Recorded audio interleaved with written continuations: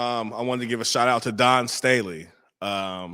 She's a coach, a black coach, and she coaches college basketball. I believe it's North Carolina or North Carolina, as I vaguely remember. Sorry, but she just won her second national championship.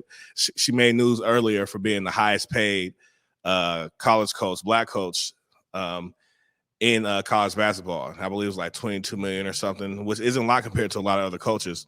But she also beat Gino of UConn, stopped his undefeated streak. And that's just real big because she was a hell of a player and she turned a hell of a coach.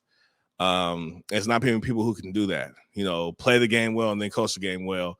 And she doesn't have a lot of players that were coveted, that were, top, ranked coming out of high school.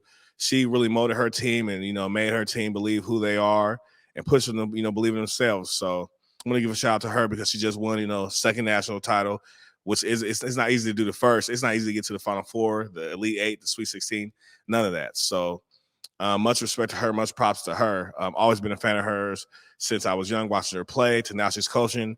And she, she still hasn't stopped, showing us greatness, showing us how it's done.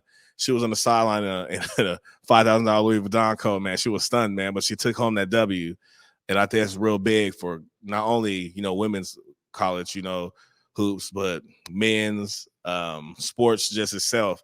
She's showing you can get it done. You don't need a big school with big resources, even having big contracts. She did that. And she's getting paid, but there's a lot of coaches who are getting paid more who aren't as good as her. So she really did that. I want to give a shout out to her because that's dope, man. Black women doing great things every day. And she's one of the ones who just showed us you can do it and you can make it happen if you believe in yourself. And she's done that since she was a player, man. So shout out to her.